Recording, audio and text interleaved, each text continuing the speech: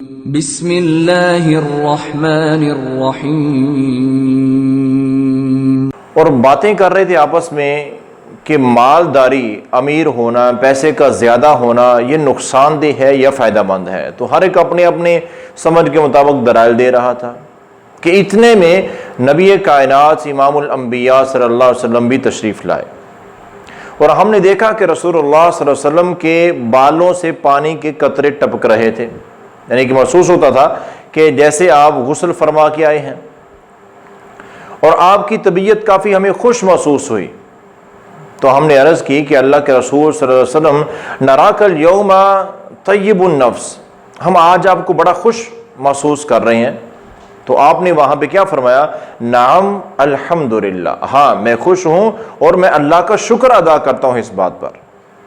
اللہ کا آپ نے شکریہ ادا کیا، اور آپ نے اتنا کہا اور خاموش ہو گئے، اور ہم لوگ وہی باتیں پھر کرنے لگے کہ مالداری، امیر ہونا ہے، پیسہ زیادہ ہونا یہ ایک بہت بڑا فتنہ ہے، آزمائش ہے، اس طرح کی باتیں کرنے لگے۔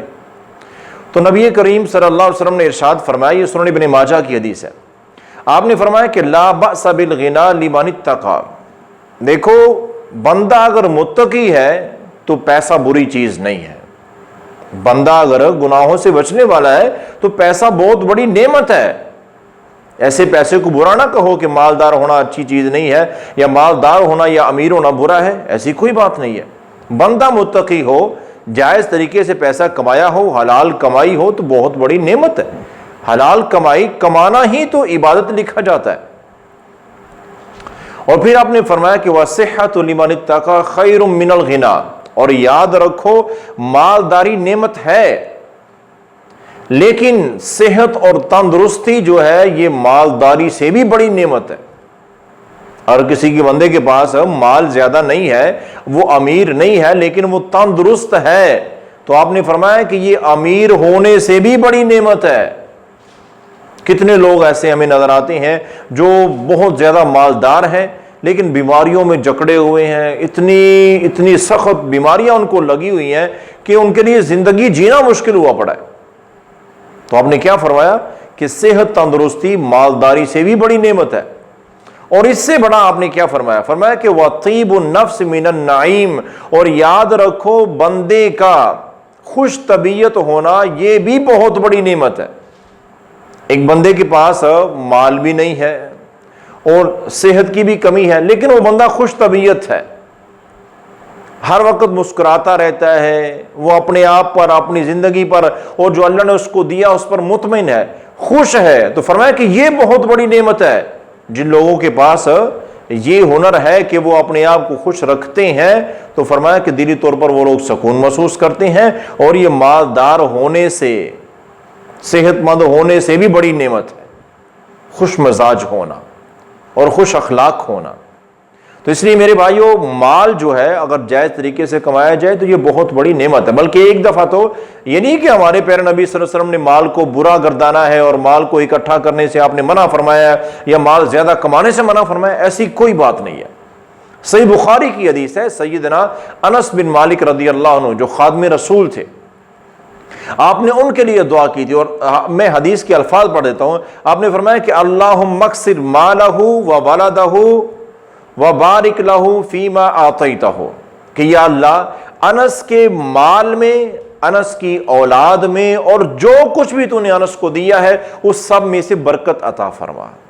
اب آپ نے مال میں برکت کی خود دعا کی ہے، کیونکہ بندہ نیک ہے نا، بندہ متقی ہے تو اس کے پاس جتنا بھی مال آئے گا وہ اچھی جگہ پہ خرچ کرے گا، حلال طریقے سے کمائے گا۔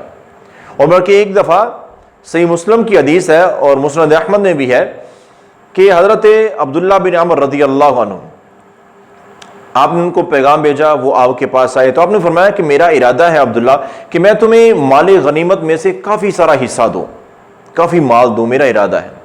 تو وہ کہنے لگے اللہ کے رسول صلی اللہ علیہ وسلم مجھے مال سے محبت نہیں ہے، مجھے مال کی ضرورت نہیں ہے، میں نے تو کوئی اسلام اس لیے قبول نہیں کیا کہ میں مالدار بن جاؤں، میں تو آپ کے ساتھ آپ کی مدد کرنا چاہتا ہوں، میں تو آپ کے ساتھ کام کرنا چاہتا ہوں، آپ کے ساتھ جیسے آپ حکم کریں میں آپ کی اطاعت کرنا چاہتا ہوں، میرا تو یہ مقصد ہے مسلمان ہونے کا۔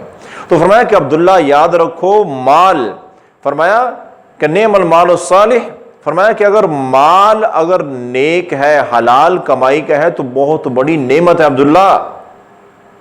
بندہ نیک ہے، کمائی حلال ہے، وہ چاہے لاکھوں کروڑوں نہیں اربوں خربوں کی اس کی جائیداد مالیت اور مال ہے تو فرمایا کہ اس کے لیے بہت بڑی نعمت ہے۔ بھئی یہی مال ہی تھا نا کہ جس کی وجہ سے حضرت عثمان رضی اللہ عنہ کو اللہ کے رسول نے دنیا کی زندگی میں کئی بار جنت کی خوشخبری دی ہے۔ انہوں نے کیا کیا تھا؟ اللہ نے ان کو مال دیا تھا اور انہوں نے وہ مال نبی کریم صلی اللہ علیہ وسلم کے اشارہ ابرو پر وہ سارا نچھاور کر دیا، صدقہ کیا۔ تو مال ہوگا تو صدقہ کریں گے، کسی کی مدد کر سکیں گے۔ اس لیے میں تو اکثر مشورہ دیتا ہوں کہ میرے بھائیو اتنا کماؤ کہ اپنی ضروریات پوری کرنے کے بعد تمہارے پاس بچ جائے، تاکہ تم صدقہ کر سکو، کسی کی مدد کر سکو، تمہیں کسی کے سامنے ہاتھ نہ پھیلانا پڑے۔ اور یہی طریقہ ہمیں رسول اللہ صلی اللہ علیہ وسلم بتا رہے ہیں کہ اللہ تعالیٰ تمہارے مال میں، تمہاری اولاد میں، تمہارے ہر چیز میں اللہ تعالیٰ برکت عطا فرمائے۔ یہ آپ نے دعائیں دی ہیں، فرمایا کہ مال بری چیز نہیں ہے۔